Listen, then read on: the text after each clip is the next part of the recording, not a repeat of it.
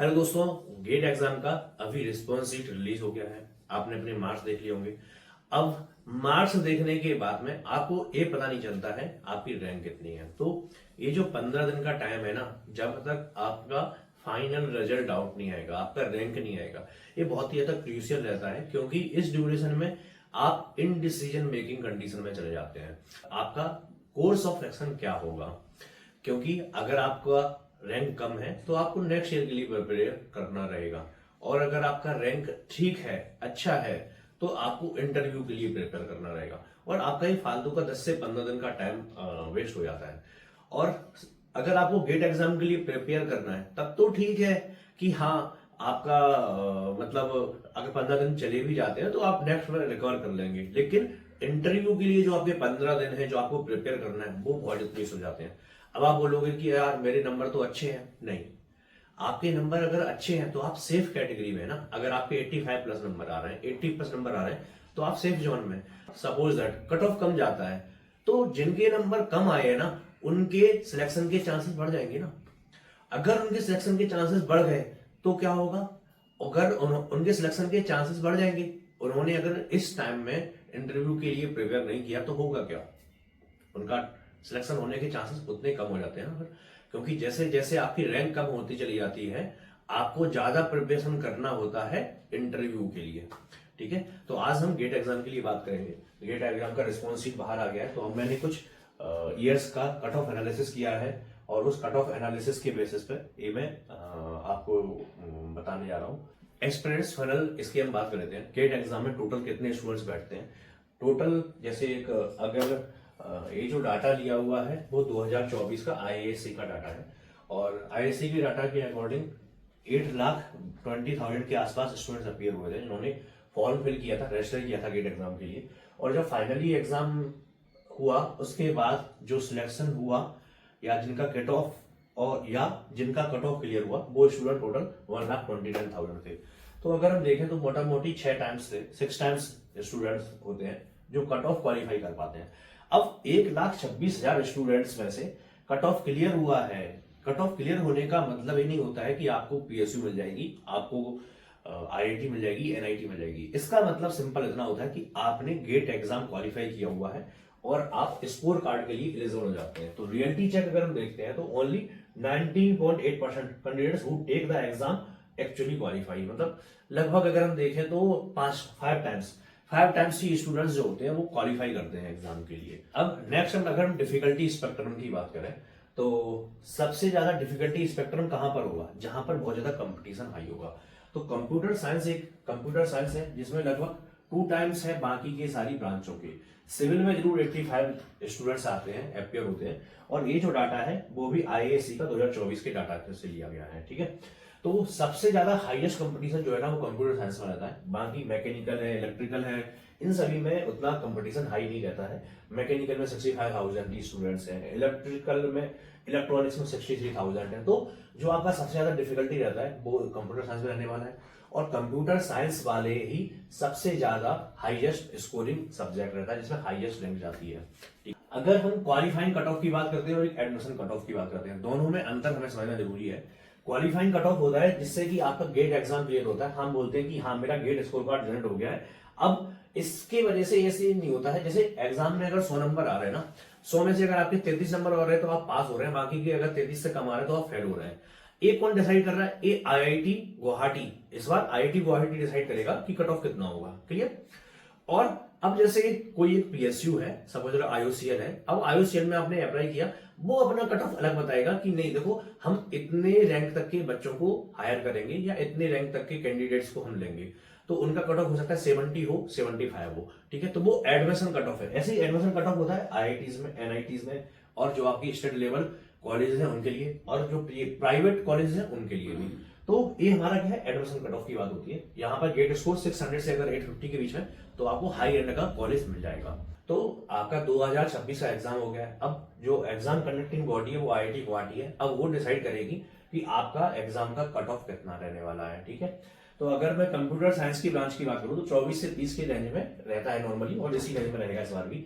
Electronics की बात करूं तो 24 से 27 के बीच में रहेगा। बाकी सिविल और मैकेनिकल में थोड़ा हायर रेंज में जाता है, 28 और 30 रहता है इसमें।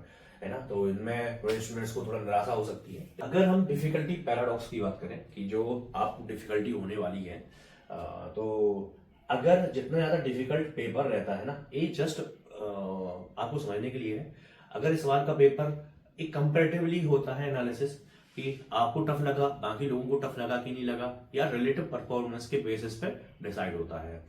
तो अगर रिलेटिव परफॉर्मेंस देखें, अगर टफ पेपर आया तो क्या होगा, कट ऑफ भी कम जाएगा। और इसलिए मैं स्टार्टिंग में बोला हूं, अगर आपका गेट का कट ऑफ भी कम जा रहा है तो एडमिशन कट ऑफ भी नीचे जाएगा। तो अगर सपोज 2022 में IOCL के लिए जो मैक्सिमम कट ऑफ था जनरल कैटेगरी के लिए, वो अगर 85 था कि 85 के ऊपर जिसकी नंबर रहेंगे उन्हीं का ही हम सिलेक्शन लेंगे। तो जैसे ही अगर हमारा 2023 आएगा तो यहाँ पर देख रहे हैं 4 पॉइंट का डिफरेंस है, 4 नंबर का डिफरेंस है। तो अगर वहां पर भी 4 की जगह 5 नंबर का डिफरेंस हो गया तो बहुत ज्यादा मायने करता है ना। 5 नंबर में बहुत सारी रैंक चेंज हो जाती है, ठीक है। तो अब डिपेंड करता है रिलेटिव टफनेस के बेसिस पे आपका जो इंडिविजुअल PSUs है उनका कट ऑफ किया जाएगा। और उसमें केवल आपका पेपर का हार्डनेस ही इंक्लूड नहीं होता है, इसमें रिलेटिव परफॉर्मेंस स्टूडेंट्स का, इसमें relative performance of student he count नहीं होता है। इसमें कितने स्टूडेंट्स अपियर हो रहे हैं, उस PSUs में कितनी वैकेंसी है, और कैटेगरी वाइज क्या है वो भी एक मैटर करता है। और ये गोल्डन रूल है मार्क्स वर्सेस रैंक का। तो नॉर्मली 85 प्लस रैंक आएगा तो आपका 1 से 10 रैंक के बीच में आ जाएगा, 10 से 100 के रैंक आ जाएगा, और 100 से 1000 के बीच में आ जाएगा, और 30 मार्क्स के आसपास है तो क्वालिफाई होगा। ये क्या है ना, ये जो पिरामिड स्ट्रक्चर बनाया हुआ है मैक्सिमम सेफ्टी को एनालिसिस करते हुए, प्रीवियस गेट एग्जाम के ट्रेंड को देखते हुए, मोस्ट सेफ्टी नेट को देखते हुए ये पिरामिड स्ट्रक्चर बनाया गया। तो अगर आपने एग्जाम दिया हुआ तो अभी आपको रिस्पॉन्स शीट से आपके नंबर पता चले होंगे, तो आप पता कर सकते हैं कि आप मैट्रिक्स, आप पिरामिड के किस पार्ट में लाई करते हैं। तो आपके लिए अगर आप इस रेंज तक हैं 80 से 85 और यहाँ 70 से 60 से 80 के रैंक के बीच में, तो आपके लिए बेस्ट रहेगा कि आप प्रिपेयर कर रहे हैं इंटरव्यू के लिए। नेक्स्ट ईयर गेट एग्जाम के लिए आप प्रिपेयर ना करके इंटरव्यू के लिए प्रिपेयर करें। और जो इस बैटल ग्राउंड से नीचे हैं और जिनको PSU चाहिए है तो उनको नेक्स्ट ईयर के लिए प्रिपेयर करना पड़ेगा। या फिर अगर आप एमटेक करना चाहते हैं तो आप स्टेट लेवल कॉलेज आपको मिल जाएंगे, प्राइवेट लेवल कॉलेज आपको मिल जाएंगे। अब देखो मैं कंप्यूटर साइंस ब्रांच की बात करता हूँ। तो कंप्यूटर साइंस ब्रांच में आपके पास में वही एलाइट, अगर मैं वर्ड बात करूं तो एलाइट क्लास के लोग जो है इनको तो कुछ करना नहीं है, इनका तो 100% हर PSU में सिलेक्शन हो जाएगा अगर आपके 90 प्लस मार्क्स आते हैं तो।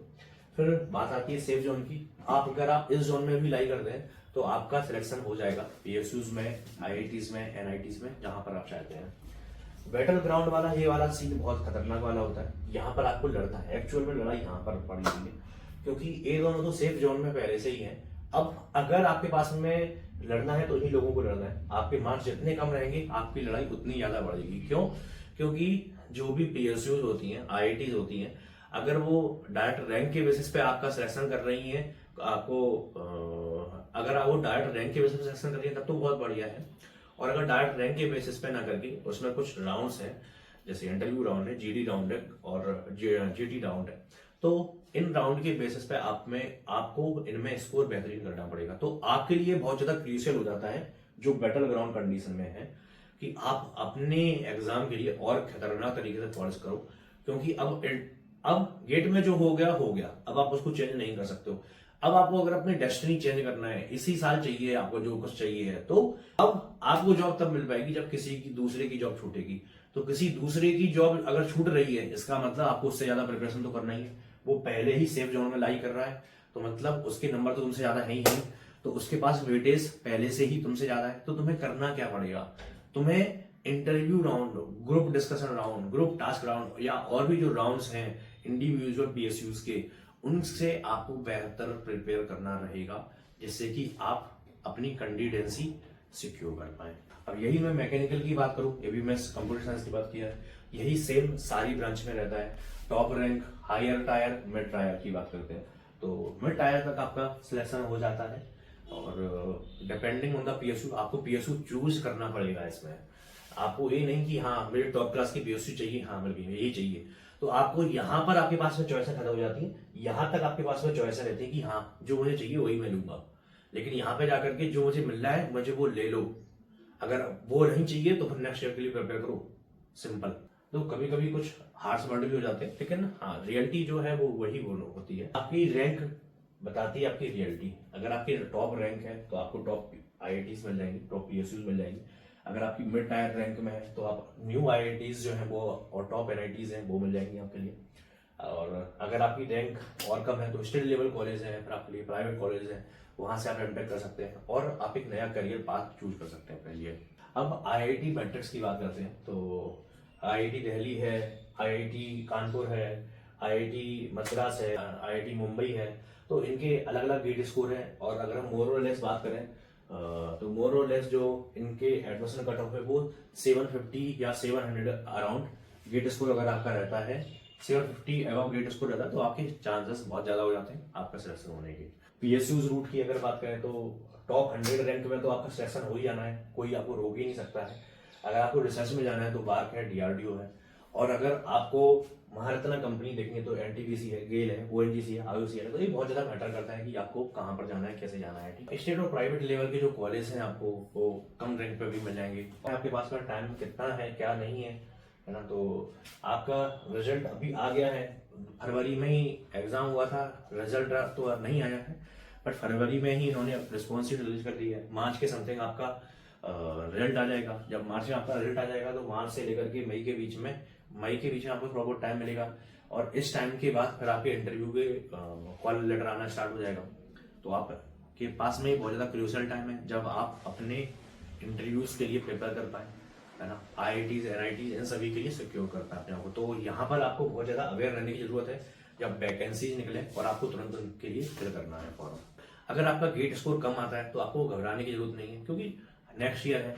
अब कभी भी आपको जहां पर आपको मंजिल पर पहुंचना है तो कभी भी ये आखिरी में क्वेश्चन कोई नहीं पूछता है कि आप कितने सालों में पहुंचे, आप पहुंचे ना, ये मैटर करता है। तो बस एक साल और सही आपको और प्रिपेयर कीजिए और जो आपको चाहिए वो आप लेके रहिए। अगर ये वीडियो अच्छा लगा है तो वीडियो को लाइक करो, चैनल को सब्सक्राइब करो और अपने दोस्तों के साथ में शेयर करना ना भूलो। मिलते हैं नेक्स्ट वीडियो में।